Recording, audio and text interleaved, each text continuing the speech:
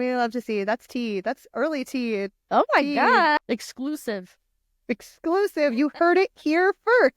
Access denied. Access denied.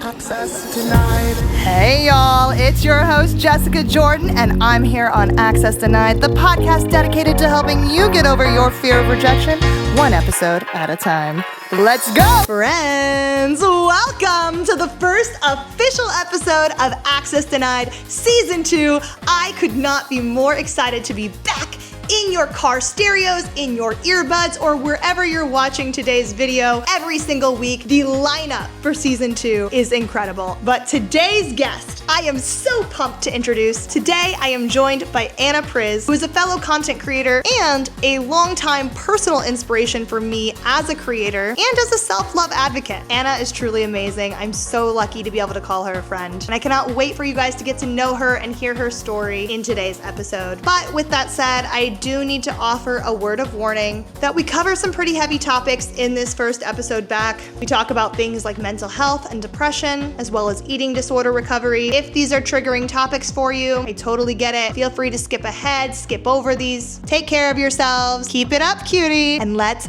dive in to today's episode. Anna, welcome to Access Denied Season 2. Thank you so much for being here. How the heck are you today? I'm so good. A lot of pressure, Season 2.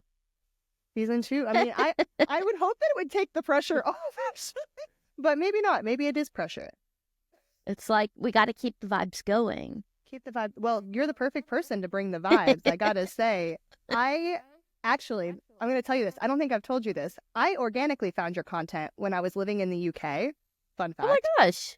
And just was like, she's so cool. She's so nifty. And then we met in person. And I was like, oh my God, she's real. She's standing in front of me. And you were one of the first people who talked to me too at the DNC, because you were with Natasha and you guys were just standing awkwardly in a corner, and I was like, me too.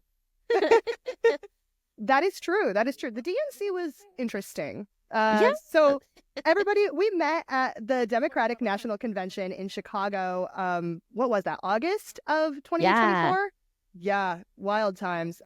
So we met there, and we were doing all sorts of content creator events, from actually attending the speeches and the, I don't know, little room with all the booths and yeah, the lounge, and also doing parties and that sort of thing. And that's where Anna and I had the pleasure of meeting. But it was weird vibes sometimes, I thought. Sometimes, personally. for sure. It's very, very high school, very yeah. I thought it was good for me. I already know that nobody knows what they're doing. But for me, that confirmed it when you go to to the stage with the leaders of the free world, and you're like, nobody here seems to have their shit together. And I was like, this is good. This is good for me, and my brain. Honestly, I don't know if you feel this way, but since I started in content creation, that was one of the biggest lessons I think I've learned is nobody knows what they're doing. Yeah. Yeah. You never meet anybody. You will meet a content creator with millions and millions of followers, and they're like, I don't know what I'm doing. And you're like, oh, same. Just trying my best out here, I guess. Yeah. And it's because this isn't a real thing. I mean, it is. It's a very real thing. We're doing it for a living.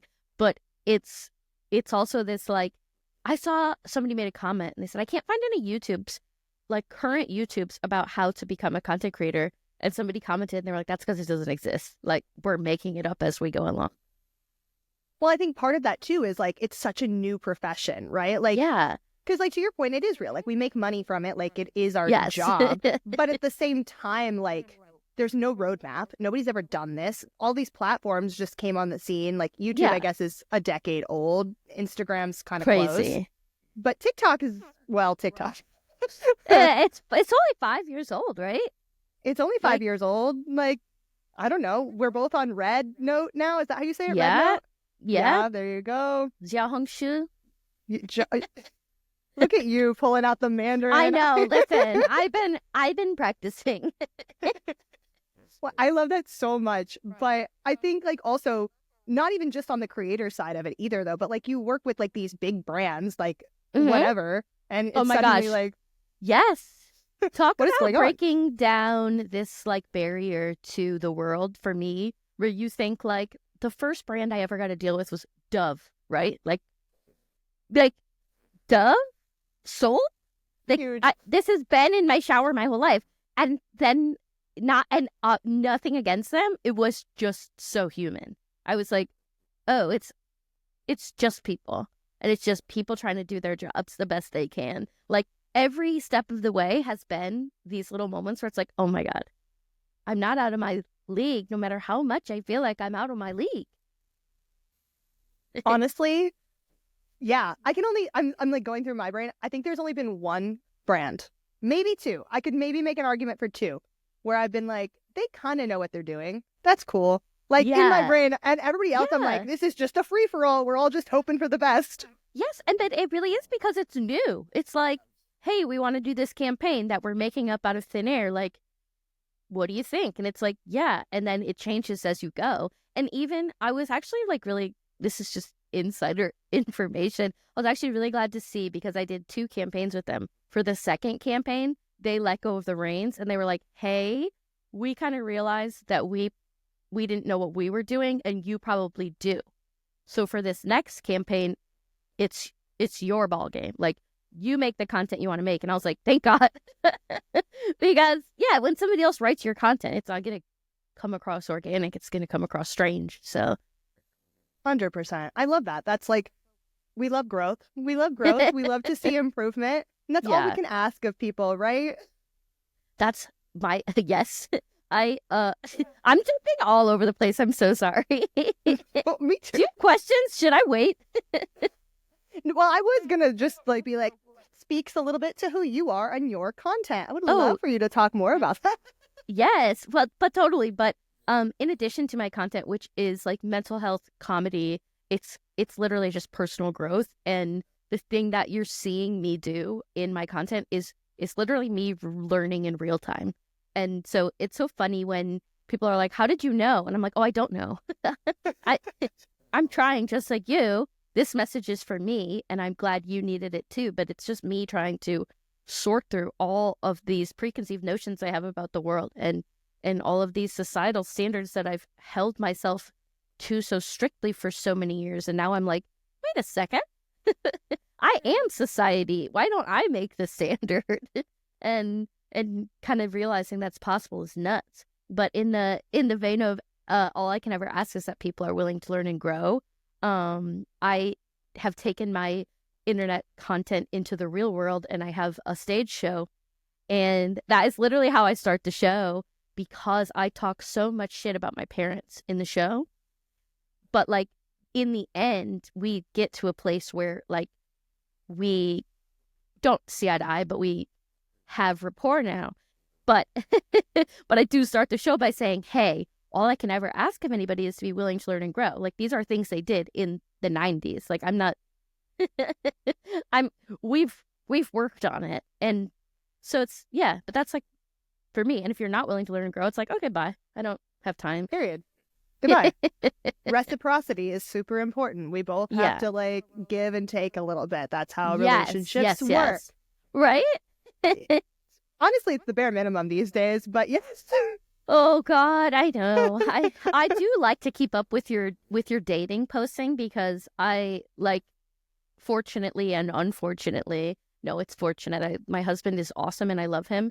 I just got lucky that he is cool and that I want to be his friend and all that. But I met him when I was 22, so it's like, so I've never been on a dating app. I have never literally dated because I was a baby. And at that point, dating was like getting drunk and making out, which is how we met. That's like one of my favorite things to consume is other people's dating content. I'm so sorry though, because I know it's stressful. You know, it is a flex to be able to say I've never used a dating app. I must say, like, good on you for that. Like, what a win. What a win. Well, in they and of didn't itself. exist, to be fair. Not to age myself, but they didn't exist. So I didn't have a smartphone when I met my husband. That's nuts. I feel like we've heard little nuggets of your journey with you, like, meeting your husband and, like, doing content. But I want to know more about you and your story, because I know that you've had, like, a huge career arc, and I want to know more about it. Yeah, I've lived 1,000 lives, I think, and I'm only 30, be 37 soon. That's so weird. But because I feel like I'm 22. I think you're 22. Your energy is like a 22-year-old. It's like, as long as you just refuse to grow up, you can stay 22 forever. I mean, I am like, my background is like so typical. I'm like a white girl from the Midwest. My parents have always had jobs. No, but my parents, the kind of origin story of me is that my parents were elite athletes.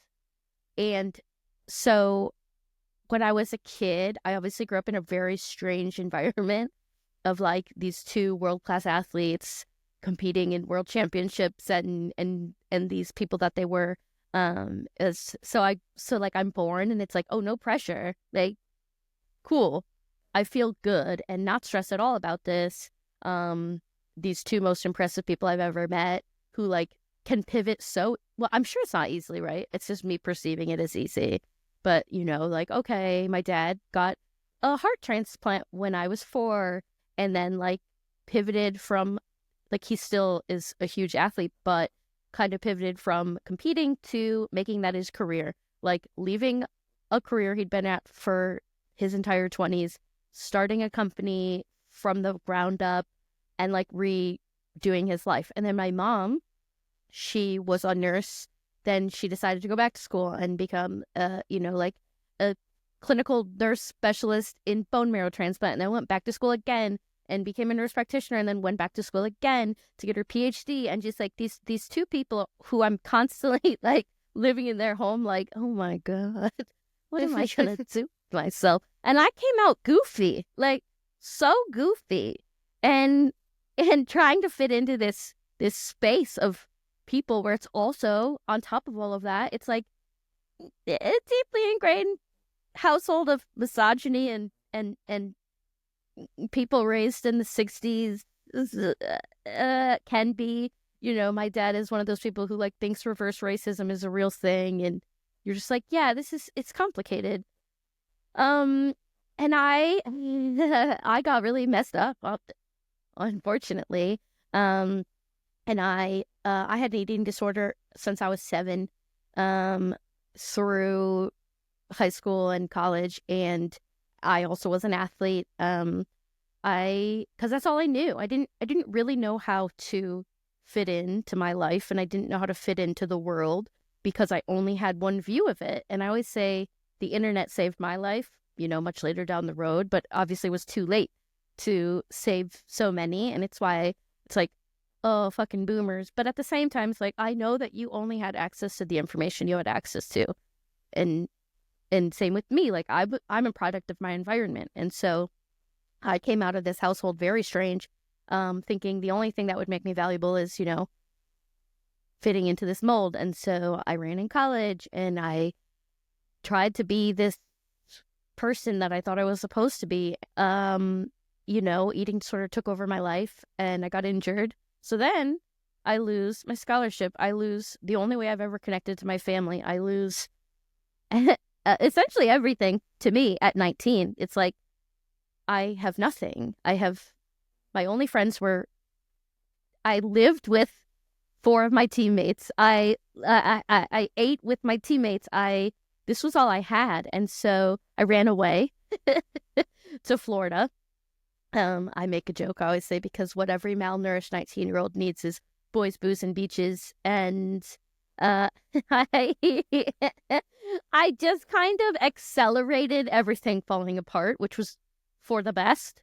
Because I could have dragged it out a lot longer if I had like stayed at home. So I didn't tell anybody that I had dropped out of school. I didn't tell anybody all of the issues that I was having because I didn't really know what they were.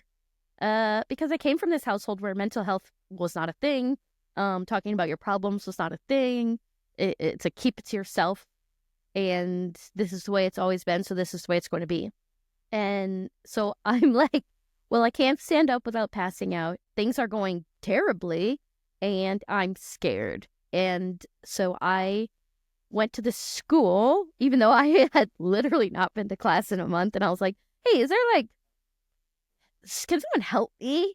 Like, I don't know what I'm doing. And they're like, yeah, we can get you in like with the school counselor in 3 weeks. And I was like, no, I'm going to die like this week. Like something is wrong with me. And so then, of course, I'm like on the Googler. Google probably just came out because this is 2007. And I am like, help. Like, what do I do? And I find, like, yeah, I wasn't really sure I had an eating disorder. And it's that comparison thing where you're like, well, I'm not underweight. I'm not, there's all these things where you're like, what is, I can't be anorexic because you have to be skinny to be anorexic. Like I was, by the way, I just was also delusional. So there's like so much going on. And I find this place and I'm like, oh, I'm going to go to like mental health day camp. And I go there and I'm sitting across from the first therapist I've ever met in my life. And it's like a consultation, like a free consultation. And I'm talking and she's asking me questions. And I don't even realize that like what I'm telling her is like, I've had an eating disorder my entire life. And I am probably on the brink of death. To me, I'm like, things aren't going good. I'm having like a weird time. And she's just like, oh my God. And she literally like pushed the phone at me. And she's like, I need you to call your parents because you need to admit you. And I was like, to what? Like, what are you talking about? And so really was kind of insane. And she did kind of like, she talked me through it. And I was like, oh my, are you sure? I was like, everybody else has worse problems than me. Like, it can't be me. Like, I've seen videos of people with eating disorders. Like, this isn't me. And finally, she's like, and I'm like, okay, I'll come. Like, I'm going to move in here and I'm going to do this and see what happens. And so I go back to my apartment. I like pack my bags. I email my parents because I'm afraid. And I'm like, hello, I dropped out of school. I'm going to rehab. Bye. And I like drive down and I check in. And I'm really, really glad that my parents didn't get down there for like a week to try to talk me out of leaving, because the amount that my life transformed in 5 days was absolutely absurd. Where it was like, wait, I can make decisions for myself. I can be right about myself in my own life. And I can have people say like, no, and me say, no, this is what I'm doing. Like my parents drove down and tried to take me home to say like, we can take care of this at home. Like, keep it to yourself. And I said, no. I said, I've been here a week and I've heard all these women speak and I've been to a lot of meetings and I've met with a doctor and a psychiatrist and a nutritionist and all of these people. And the more that I'm here, the more I realize that like, I'm very sick. And that's such a privilege too, to have your mental health, like to have all of that access at one time. Like, I mean, I'm not very religious, but like that feels very divine intervention to me, because how the hell did I end up there in this space that felt so uncomfortable to me, where I'm like, I don't know what's wrong with me. And they're like, here's all the things that are wrong with you. Here's a psychiatrist. Here's a psychologist. Here is therapy every day. Here's group therapy every day. Here's living with your peers who are also sick. And part of it is that you need to, kind of like as a community, sort your shit. It was so lucky. And I left with all these skills that I didn't use, but that I had in my back pocket to like revisit later. And just kind of that flip a little switch, like, hey, you might be right about you. You might know what's best for you. And other people might not. And I'd never considered that because I'd lived my entire life for other people. I had lived my life to look like what other people wanted me to look like. And I had lived my life to look like what other people wanted my life to look like. I was going to check all of the boxes and then I was going to be happy. It's just like not how the world works. And I then went and completely became a workaholic. I just transferred it into something else. And I was working 80 hours a week for all of my 20s. I don't even know how my husband found the time to fall in love with me because I was never around. And it's crazy to think that my journey started in 2020, this journey, because I had always thought if I did what I was supposed to do, I would end up being the person I was supposed to be. And 2020 hit. I lost my job. I lost my money. I had nothing. I had no identity again. And you're like, oh, shit. What the fuck did I do for the last 15 years? What happened to me? And it was like, oh, God, Anna. So then I'm back in therapy and I'm back with a new psychiatrist. And I'm like, I think I maybe, got on a hamster wheel and forgot to get off. And I don't even know if I like myself or my job or who or what I've become or what any of this is. And then it was deconstructing my whole life online in front of people. And that's literally how I got here. First of all, really want to say thank you for being so vulnerable with me right now, but obviously everybody that's gonna listen, because that was very, very honest, and I really appreciate your willingness to share all that, because I know you show up authentically online and this is what you do, right? But at the same time, it's just that is so powerful what you're saying, in the sense you felt like you got lost completely, and had to start over several times throughout your life, and showing that that you can make those pivots. That is possible. That is something if you get the help, if you get the support, if you do what you need to do for you and you support yourself, you can do that. It's that putting yourself first. People are so opposed to it. People have this really very strange thing about I'm no, you're it. And I don't, and they're like, well, but everybody needs me and my job needs me. And I'm like, no. I'm the second you put yourself first, do you know how much easier the rest of your life gets? It's just that nobody's willing to put themselves first to try it. And I'm and I'm only saying this because I lived it. I lived it. Yeah. I always call these nuggets of wisdom on the podcast. That is such a nugget of wisdom. The minute that you start focusing inwards, I feel so much, and what actually you what you don't like. I feel people forget that. It's not just about what you like. It's about what doesn't work for you. What's not meeting the mark. You know my brain, because I always say, I know it's really hard to know what you like. It's very hard to figure that out. But you know what you don't like. Mm-hmm. And so start there. Stop doing shit that makes you miserable. Stop saying yes to things you don't want to go to. Start there, and then you might find something. 100%. So when I do speaking engagements or whatever, I sometimes have little printouts that I do, and it's I get to know yourself better so that you have stronger self-confidence and all this. And I always start with what don't you like? That's number one on the list. I'm this is important. You have to know what you don't like, because one, it's your body literally rejects things. Your body literally, at least mine does. Mine is so freaking tied to my mental health. If something's not it, it's not it. And my body will tell me that. My gosh. Yeah, you're I'm not having a good time. And it's oh, maybe you should leave. Maybe you should leave. That's I feel insane. nauseous all of a sudden. Maybe that's not it. Maybe something's off.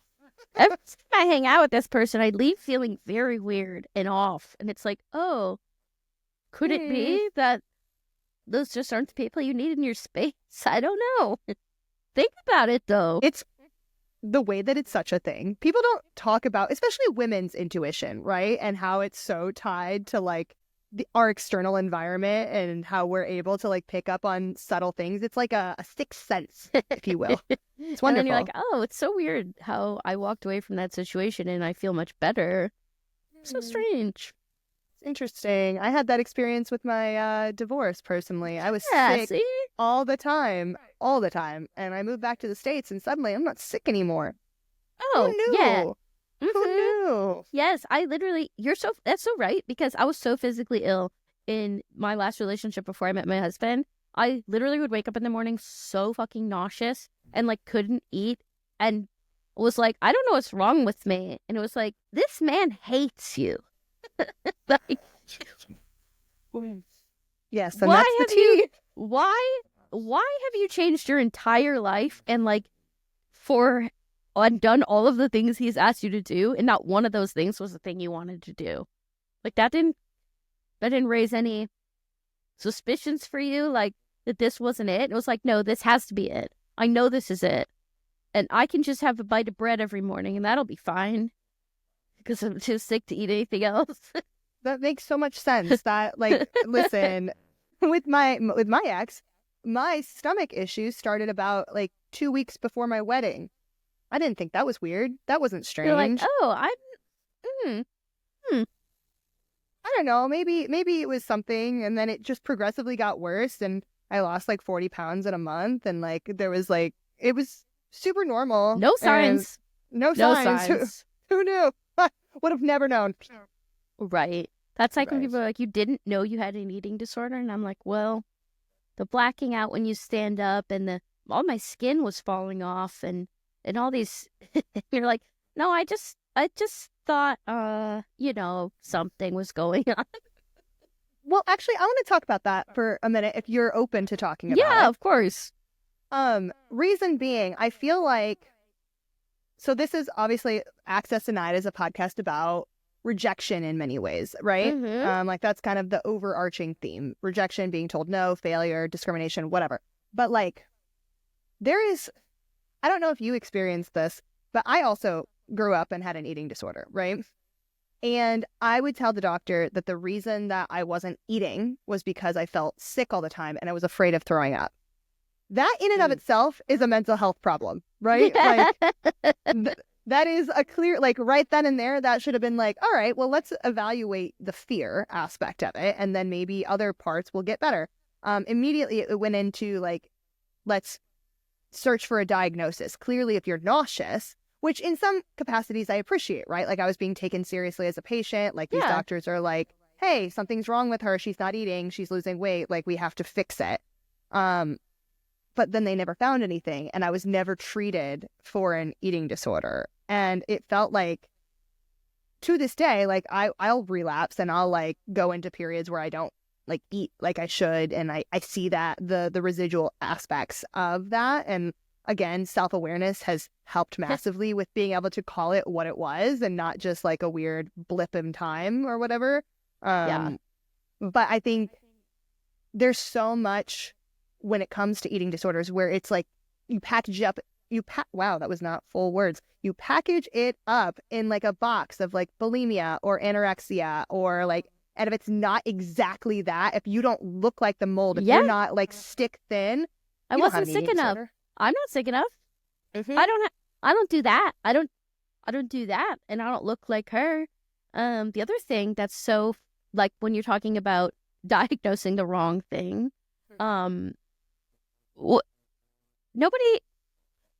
everybody who looked at me and was like, "What are you doing?" It wasn't about eating disorders or anything. It was just like, "Why aren't you taking care of yourself? Like, why are you drinking so much, and why are you spiraling out of control?" It was this more like behavioral thing. They were like you need to get your shit together. And the root of most of it was that I had undiagnosed depression. I had horrible depression. So I had zero respect for my life. I had no respect for being alive because I didn't want to be. And that was like one of the other things, like I got so lucky going into a treatment facility and they're like, I would be talking and they'd be like, that's depression, and you're like, what do you mean? Like you're very depressed. And I said, no, I'm like a very bubbly, peppy, happy person. And they're like, no, no, ma'am. They're like, you don't care if you're alive or not. And I was like, yeah, no shit. when the first day they're like, would you rather be fat or dead? And I said, dead? Are you kidding? And they're just like, yeah, so your brain, like, there's a lot to unpack here. And I was like, oh God, really? Like more shit? But it is. It's like, it's anybody who did think something was wrong with me, they were worried about my behavior. They weren't worried about why I was behaving that way. I think that right there is so ingrained in the fact that mental health was not taken seriously as like an actual thing that like impacts people until I feel like very, very recently. Like I'm like talking last like 3-4 years is truly when I felt like there was a shift. Yes, when you're like, hey, you don't have to live in that bubble where like you don't think life's worth living and you don't want to be a part of this. That's not a normal feeling, by the way. Like, it's like, you're like, I just feel the normal amount of depressed. And it's like, no, there's no normal amount. That's bad. And it's those moments like, I mean, I'm medicated, so, but that's like, I'm better living through science because I literally, when I am unmedicated, I will look you dead in the eyes and say, I don't want to be here. And that's it. And then I'm like, oh, that's not me.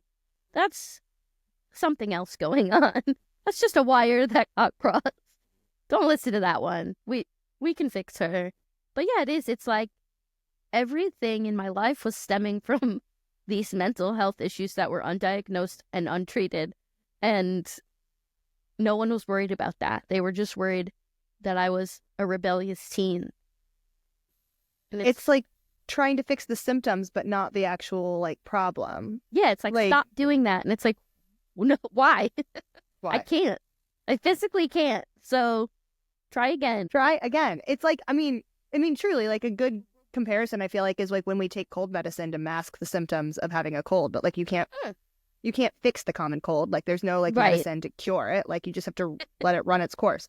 And that's like what it is. Like they're trying to be like, all right, fix this behavior, change, do something different. Like mine wasn't depression, mine was anxiety. So love that. That's like the underground thing that like drives all of my issues. And like it's one of those moments where it's like, oh, okay, well, if we work on the anxiety, if we work on coping skills and all the things that we need for that, then everything else suddenly gets a little bit easier. Everything else like suddenly gets better. Yeah, and anxiety, like not in and out for you, obviously, but I'm talking about like for me, it's such a blanket thing to just be able to say like I'm just anxious.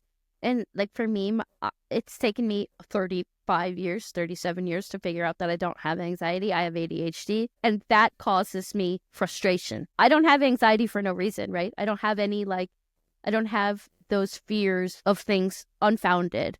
I have very real frustration with my inability to focus or follow a train of thought or stay on task or complete a task. And it's like, they're very different things. But now you know. And like, knowledge is power in that way. And I think that's another thing, like switching back to like the conversation of being online, right? Being like in the internet, like being a creator and all that. I truly feel like this shift for mental health, I know there's a lot of like conversation and dialogue to be had about like self-diagnosis and all of that, but like normalizing the idea that like it's not normal, quote unquote, to have certain feelings, that it like if you have these things, like maybe you should seek help and like get support and all that, those sorts of things. I think that really came with the rise of TikTok. I think the ability to be honest in that way like really helped people find themselves in so many ways. And it came during the pandemic when everything was shut down. Everybody was miserable. There wasn't a soul on this green earth that wasn't like having a bad time. Yeah, no, 100%. It's so funny because you're right. I started posting on TikTok and it didn't take a few months before every comment was like, do you have ADHD? And I was like, no. No, not me. And then like 2 years later, you're in front of a psychologist and they're like, oh, girl, what? Hate to break it to you, babes. You're like, but... listen, I didn't know, but TikTok knew before I did. TikTok has a way of knowing things, and you know what? Maybe that's why they're getting rid of it. Maybe that's why it's getting banned. It really is. I posted a video yesterday, and I have been like very wish-wash, like in believing that TikTok's really going away. I feel still like it's not, but I have a morning show, and all of this comes from TikTok. My entire life came from TikTok right now. And I answer questions, and someone had asked me about like what I was feeling and thinking. And I have a life I wouldn't have recognized 5 years ago. I have a mindset I wouldn't have even been able to believe in 5 years ago. I have a worldview. I was conservative 10 years ago. Like, do you know how, and like, it's not like I wasn't progressive. I just didn't know I was progressive until I was kind of introduced to the world. Like I say, like the internet saved my life when I'm like, oh my God, empathy. Can you believe it? This shit is all the rage. I care so much about other people. Oh my God, that was so funny. Sorry.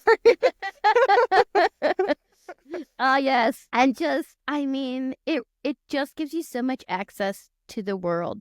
And obviously that gives you access to every piece of the world, and you can create an echo chamber if you want. But I think it's good. And the other thing for me, especially in all of the hate that I get, it is that like, you're not ready for me. It's not that you don't want to hear what I have to say. It's that you're not there yet, and that's okay. I wasn't there yet 5 years ago. I wasn't there yet 4 years ago. You know, these things are happening to me in real time, where I'm like becoming this like very zen person, which makes no sense to me. But I love that you're so like open and honest about the fact like your content is for you too. Because like I think I have like a very similar vibe with my own stuff, right? Like I look back at who I was 5-6 years ago when I was in college and whatnot. I hated myself. I thought like my disability made me like a lesser person, because that's all I've been told my whole life, though. Like, not necessarily by, like, people in my inner circle, like my friends and family or whatever. Like, they were always bolstering me, and I was very lucky to have that support network. But it's different when you don't see yourself represented. You don't have any people to look up to that look like you. You don't have any sort of path or idea of what's even possible for someone like you, because all you ever hear is, like, well, you're not able to access this because there's physically not accessibility present on site, or you're being told a slur every other Tuesday of the week. Like that was not a real thing either. Every other Tuesday of the week. We're really doing good for start of season 2 here with every other Tuesday, baby. Every other Tuesday. I don't know what is made that so much more complicated. Anyway, point being, I like make content about my life as a disabled woman, and I talk about, you know, everything from education to self-love sort of things, trying to bolster this idea that like, hey, disability is like normal, because it is, first of all, but second of all, like up until 5 years ago, I didn't know. Right. Because the internet like brought me to the community. I grew up in a small town. I went to a small Catholic college. I didn't know that disability was everywhere because it wasn't in my life.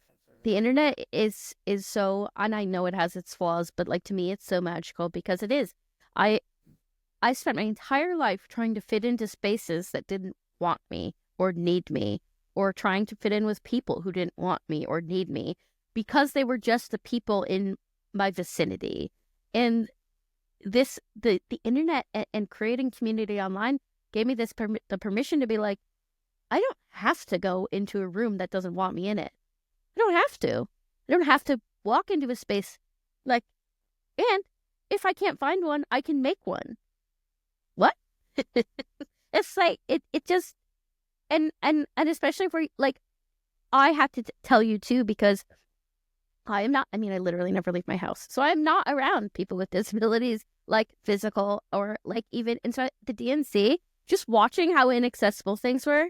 Like even now, everywhere I go, like I'm so much more aware that like, holy shit, like what the fuck's going on? Like the world is very hard to navigate. and I, you know, mostly only had like direct interaction with you. And Natasha's, it's like, I have my colorblind friend and my friend who has trouble, mobility. It's complicated when there's one elevator and you can't fucking get on it without a what? And just knowing like that you're just like, you didn't think this through? Like, what? It was fascinating to me. The United Center is just a bad venue, right? Like, it's not a good venue. There's not enough access in it for something they put like out that. 3 metal detectors to get 20,000 people. I mean, as an event planner, which, by the way, is my career for the last 13 years, I was, I was stressed. I was stressed about the logistics, and you're like, they have all the money and all the power in the world, and like, this is what they came up with. It's like, please, I will consult for you.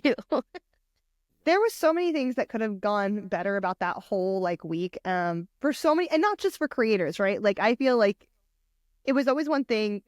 This is getting off on a tangent for sure, but there was like a whole thing around the DNC, like, oh, creators got treated like the prizes.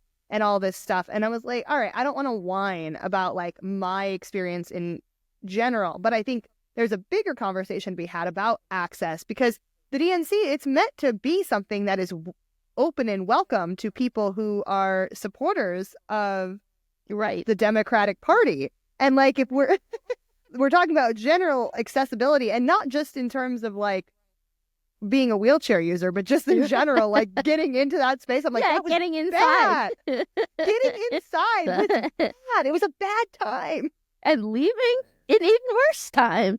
And for me, the internet like opens my eyes to the rest of the world, because my life has been so small, because I have worked at the same career in the same city with the same demographic of people for most of my adult life. And then getting online the beginning of the pandemic was like, I forgot about the rest of the world. And like, how did I get so wrapped up in my little bubble? Yeah. And like you were saying earlier too, like trying to fit into molds that were not accepting you, before that. And I think truly the internet showed me that not only do I have value as a person, like, do I like deserve to exist, which sounds so dramatic, but like is true. Like, I mean, there was like a lot of weird shits happened in the world, not recently, but like there's, I don't know, eugenics is a whole thing, but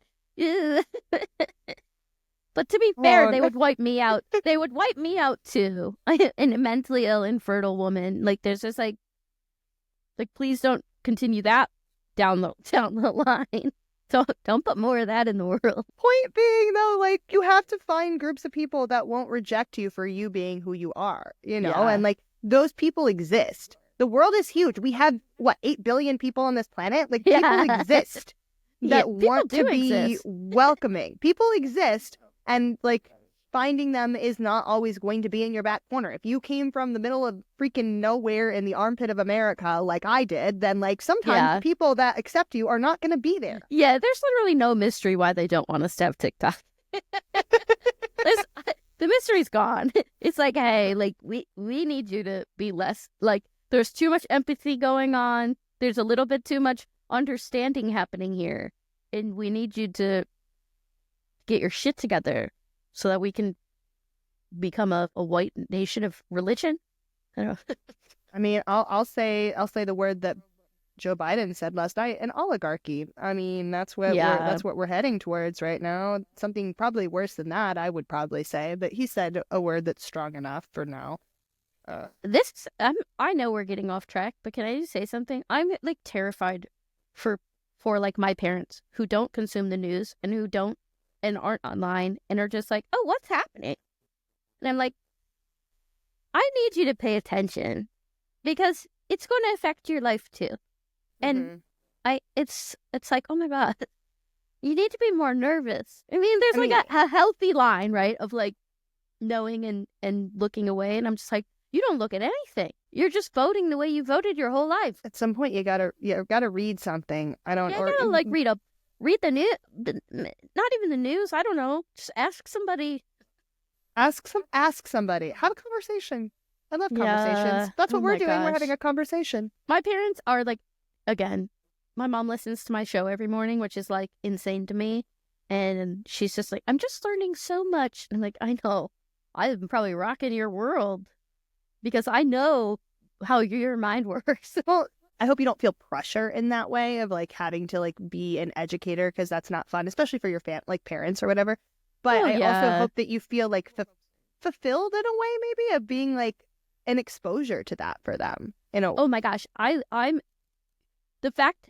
I always say, if all of this is gone tomorrow, the fact that my mom called me one day and told me that she was getting better at slowing down because of me, all worth it.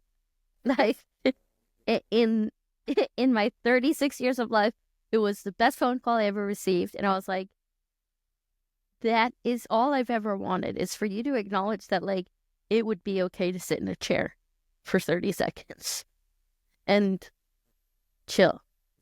Wait, that's really heartwarming. Thank you for sharing that. Yeah, I know. My mom and I are like getting along. She came on one of my Trova trips with all my followers, and like, it's absolutely insane. And you know what? The internet did that too. We didn't have a relationship. We were very close to going no contact. And every time I used to see my parents, I would leave their house crying. And like, this gave me this voice that I never had before. And then it gave them a space to see me be a voice, where a room full of people, you know, they're sitting in a room with 230 people in Portland, Oregon, who came to see me, and they're like, oh shit, this girl's doing something. And whether or not they totally agree with me, you know, they're there and they're listening to what I'm saying. And I feel guilty sometimes too, because people are like, how do I get this relationship with my parents? And I'm like, well, it's a lot. Depends. Like, how much of yourself do you want to put out there? How do you want to flip your life upside down and be willing to lose it all every second? I don't know. I think that is a really good note to transition on, because I think that is like a really good nugget of wisdom, in the sense of like, vulnerability is so important to finding the place where you belong, right? Mm-hmm. And being able to create relationships that are beneficial to both parties and supportive, and who are welcoming you and allowing you to exist as yourself, which is all anybody wants. That's all anybody wants. And it all comes down to vulnerability and being, how much are you willing to put on the line? How much are you willing to do? Because in order to get those bonds, you have to do that.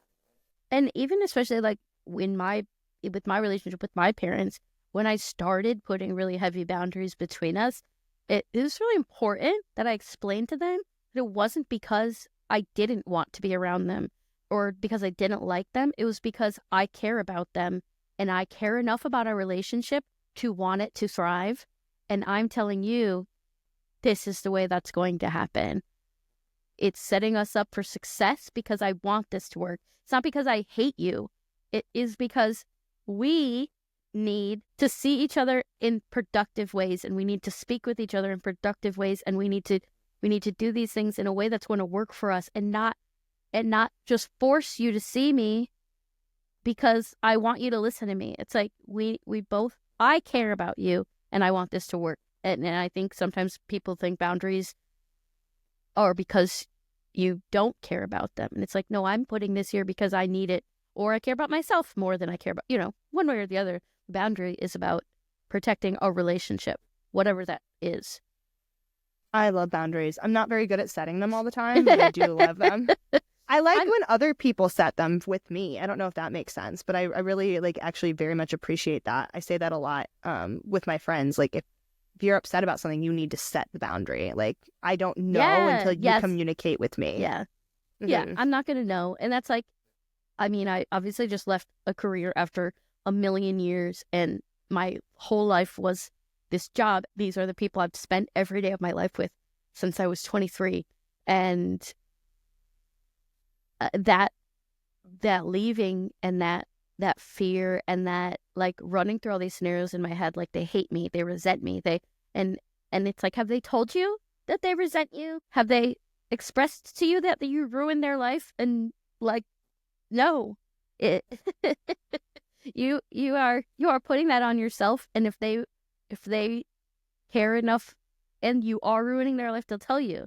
It's like walking yourself through things.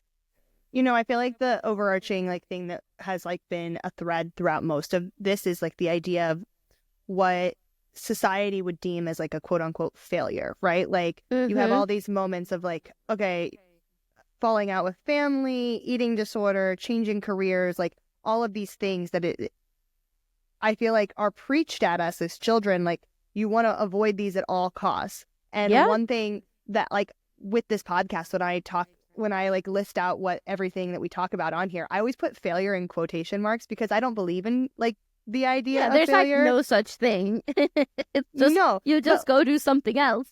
you just figure it out and you keep going forward. Like until we are buried in the ground, like we're gonna move forward in this life. Like that is just how we do it. And building that resilience muscle is so important. And I feel like you, from what you've shared today, have done so beautifully throughout your life. And I admire that so much, like getting to know you more over this call. Like I feel very lucky to know you because you're a very cool person and you've done so many amazing things. Thank you. I think I have a very hard time seeing myself, but don't we all? And so, people will ask me like, oh, do you know your impact on, like, do you understand it? I'm like, no, not at all. I have no frame of reference. I'm glad it's working for you. But the reality is, like, and I'll say this, and it's not in a mean way or anything. My content's for me. And we go from there. And I'm so lucky that putting myself first and caring about myself and wanting to change my life has changed everybody, like my community's life in turn. But it's me. I come first. I'm the only person who has to spend every day with me. I'm the only person who has to be with me every single day of my life, and I'm my boss. So I got to be a really nice one and take care of me, and then be that example. Not always the best example, but sometimes. I think you're a great example, and I think that is right there on choosing yourself, and I love that so much because it's, especially like on social media, it's so easy to do things for the views, for the likes, for the engagement, whatever. Like, no, choosing to do things for yourself first, that's powerful. And that in and of itself is a message that I hope the people listening right now really take hold of, because I think at the end of the day, what you said was true. Very radical. I know because I know how radical it feels. Like, it feels so radical to be like, no, I'm going to choose me. And it's like, oh my God. You don't care about other people. And it's like, no, I care very much about other people. Can you believe we've been recording for almost an hour? No, I can't actually believe that at all. I can't either. My little face off over here. I looked down. I was like, well, damn, we have gotten into the weeds here. But if you have a few extra minutes, I would love to ask you a few questions that I like to ask all of my guests. I have all the minutes in the world. I love you. That was amazing.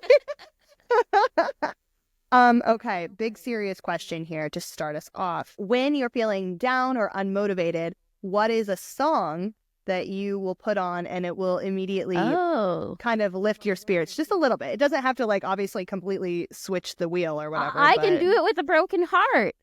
Yes! It was my number one Spotify song this year as well. So I can do it with a broken heart. Literally since Torture Poets came out is like the only song I've listened to.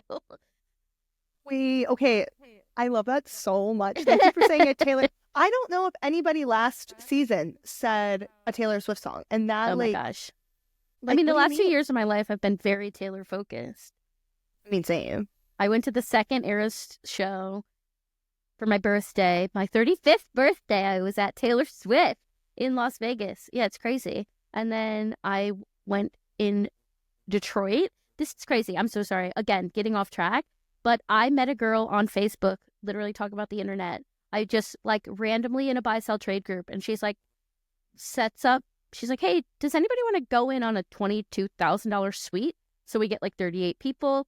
We put it together online. I meet this girl. We're obsessed with each other. We become best friends. We go together to the UK this summer to go to see Taylor in Liverpool. I met this woman on the Facebook. And we are like inseparable now.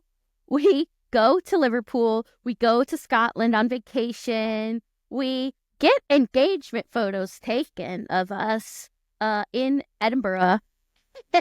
And they're like the most like cutest romantic pictures, and everybody who walked by us getting the pictures taken was like, oh, congratulations, because I was wearing a white dress. And it literally was just like, no, we just like wanted to get photos. It's just like the world, you know, it's small and wonderful, and I'm always reminded that the internet can do anything. That is the most wholesome story I think I've ever heard. That's so cute. Oh, I Oh know. my God. The power of Taylor Swift, man. Truly And the power of Taylor Swift and the internet. Mhm. Yes. Right there. It's Taylor's world. We're just living in it. Literally. Yeah, my husband was existing. like, we're going where? We're going to the UK. And I was like, don't worry about it, okay? It's just drop me off. Listen, my family's like summer vacation. My family likes to do one like big trip a year or whatever. We went to Scotland last year because of Taylor Swift. I like commandeered that entire thing. I was like, so I want to Yes. see Taylor again. So we're Yeah. going there. We're Thanks. going. Exactly. Making good decisions. I mean, it was a great decision. Had a great time. Would do it Yes. again. I did get Bring COVID, back the Eras but tour. what are you going to do? I mean, sacrifice. It's what you get. It's so good. Okay, what's my next question? Let's dive. I want to hear. So I have something that I ask everybody about their rejection rescue kit, which essentially is like when you get told no, when you're facing like a failure or whatever. What's the first thing that you do, or first like item that you grab, or like whatever? What's like something that's in your rejection rescue kit? Oh, well, this isn't recommended. It's alcohol. I'm being honest we with listen you because and we don't judge. I'm being honest with you because I was like, let me think. I was like, every time I didn't get an opportunity, and every time I was like, drink. Yeah. I like It's like it. What's just your drink a of little- choice? Pinot Grigio. I'm Slay. a basic gal. Love. I'm like, no, it's not an appropriate coping mechanism, but it's an honest one.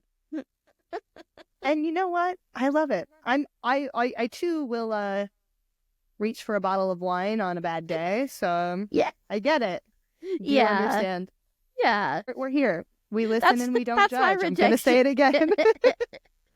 Thank you for the honesty. I was trying to think of something more wholesome, but I don't have it. I don't have one. You know what? I don't. Puppies. This podcast is not about being wholesome. It's about being real. So I appreciate I know. Exactly. it. You and your Exactly. sassy outfits. I You're like- always I- looking sassy. Oh, thank you. Sass is my entire personality, I fear. So I used to be sassy, but it was not real. So now it's like I really appreciate it because I tried it for so long, and then it turned out I was too tired for sassy. And I built a studio on a bed. And I said, I'm sleepy. okay, but I respect the hell out of that too, because like, listen, I think sass is like a coping mechanism, and it keeps people at an arm's distance to an extent. So maybe it's something I should work on in therapy, but like that's a Oh. me problem. Well, I'm always asleep, so that's also keeps people pretty far away. Next question.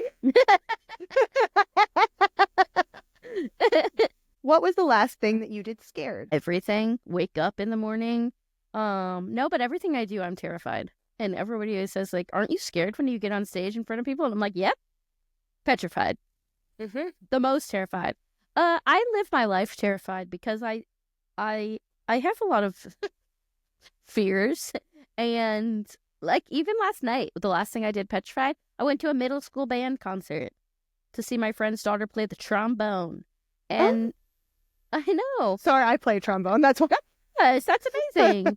love. I have this, like, walking into a it was a gym. So it's a gym with bright lights full of people of my same age, right? Because it's all the parents are like my age now. They're like 37 to 40.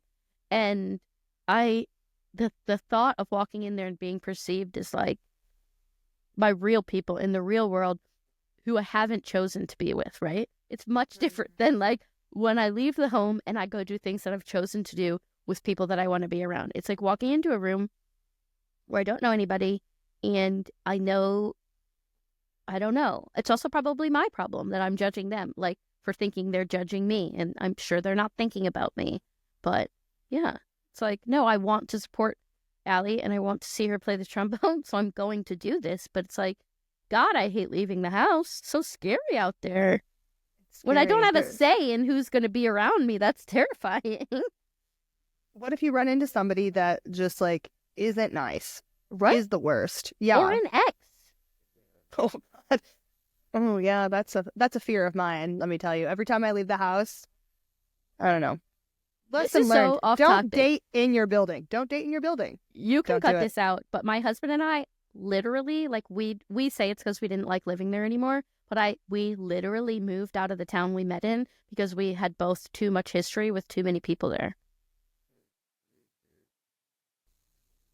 I respect the hell out of that. Do you want And me it to was cut like, that out? Because I think that's a really You don't have relatable to. thing. I just meant it's, like, not related to this whole podcast, but, like, we would go out to a bar, and I remember it was the most rejected I'd ever felt. We'd been together for like 2 weeks, and we were in a bar, and I leaned in to kiss him, and he kind of hesitated, and I was like, what the fuck? And, like, later he was like, I am so sorry. He's like, my ex-girlfriend of 6 years was sitting behind us, and I felt weird. And I was like, we gotta leave this town, because then there's, like, another, like, a girl comes in, like, fist swinging, she's gonna punch me in the face because I slept with her boyfriend or something. I don't know. And there's, like, and I was just like, you know what? I don't think we can live here, because we both have been in this town from, like, 21 to 23, and that's, like, the most chaotic 3 years of our lives. And now that we're together, I don't think we should live here, because it's not going to be conducive. Nothing good is going to happen here. And I was a bartender, so, like, everybody in the industry is sleeping with everybody in the industry, and you're just like, we gotta go. We gotta go live somewhere else. I'll share a little anecdote too, because I have a story like this, and it's deeply unsettling, and it's something that I return to at the most inopportune moments. But I was early on dating this person that I'm still seeing to this day, which is kind of fun right now. Ooh. We love to see. That's tea. That's early tea. Oh my Tea. gosh. Anyway, it was like one of our early dates or whatever, and we were waiting outside my building for an Uber. And who walks up but this guy that, like, had a moment with over the summer, and he comes up, and I can tell he's about to say words, and I just give him this straight look of, like, I swear to God, if you speak right now, if you even think about uttering a sound, it was like a death glare. I think I, like, slightly murdered him with my eyes, and I apologize because it wasn't that serious ever. But, like, I was just so scared. I was like, I don't want to mess it up with this new person. I like this person. Yeah, this person, you're like, cool. if you see me, you didn't see me. You didn't see me. You didn't see me. That's just how that works. So, anyway, he didn't speak. Everything was fine. It wasn't that serious, but it also is something that haunts me to this day. So, yeah. There you go. It's one night of I, like, don't ever forget anything or let go of it. It's one night of my entire life. My husband hesitated to kiss me 2 weeks into our relationship in public, and I'm like, that was the worst night of my life. I've never felt so rejected. No. Oh my God.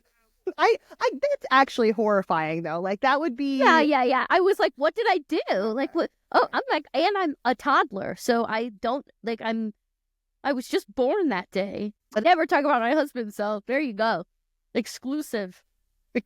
You heard it here first. Yes, he's so removed from my content life. It's great, actually, that way. I actually think that's really healthy. I regret including my ex in my content, to be honest with you. So, except for when people find out I'm married, every time I post him, which is like once a year, I lose like 2,000 followers. You want to know something disgusting? I think you'll appreciate this. When I was married, I got way more inappropriate DMs and, like, followers than I have since I'm single. It's like people liked the challenge of, like, having to compete with my husband. I'm not kidding. Like, it actually was atrocious. The immediacy of the disconnect there. Yeah. That's nuts. Fun fact. It was nuts. I don't know what that was about, but it was something. I also, like, get it. I think there's a mix of people who found me relatable and then found out that because so many people have a lot of eggs in that basket of, like, if I was in a relationship, then my life would be fulfilled. And it's like, oh, it's not true, but I get it. I get that you feel that way. And they're like, she's not relatable. She's married. Somebody commented when she's like, must be nice being married to a great guy. No wonder, like, you can say to keep it up. I was like, what are you talking about? You're still a man. Men are stupid and I don't respect them, but I like him.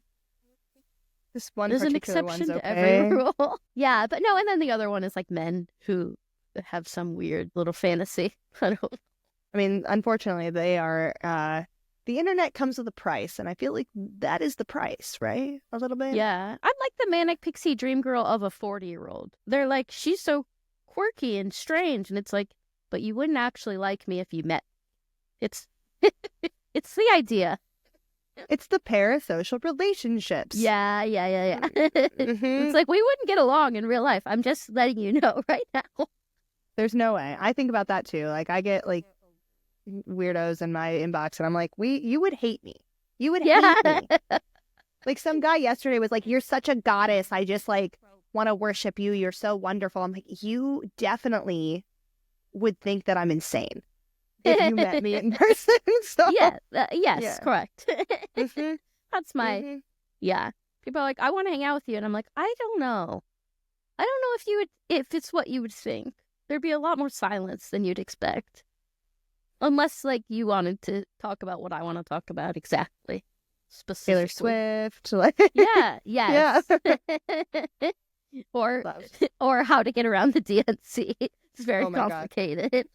I feel like we need another call just about that, to be quite honest with you. Like, rehashing how bad that was. It was so bad. Chicago as a city was bad during that time. Yes. Yeah. I really will let you go, though, because unless, I'll talk to you all day, but we don't want to turn into Joe Rogan here, 3 hours. Oh, it's not going to be that. I do have technically two quick final questions. Okay, I won't you. go crazy. Okay. What is your last piece of advice that you want to leave listeners with today? Last final piece, nugget of wisdom, sort of. Your life doesn't have to look like something you've seen before.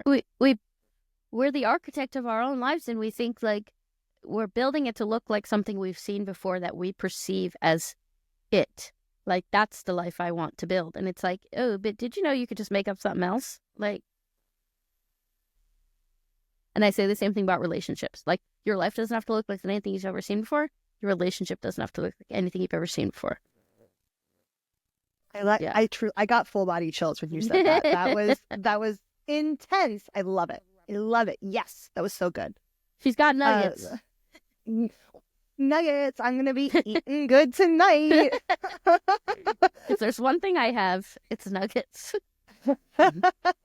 Anna, you have been such a joy. Thank you so much for making this first episode back so special and so just you. I adore you so much. I've loved you as a creator for years, but I'm so glad to know you as a person as well. This can is you my tell favorite. Really? Yes. So nice. This is like the most comfortable I've ever been on a podcast. Well, that makes me happy. I want people to be comfortable, so thank you for that. Of course. But can you tell everybody where they can find you? I know you have your handle behind you, but like... I do on purpose, but I'm... listen, she's Personal a businesswoman. branding. She is a businesswoman. Let's not get it twisted. I'm at AKPRZY everywhere. AKPRZY.com. AKPRZYmerch.com.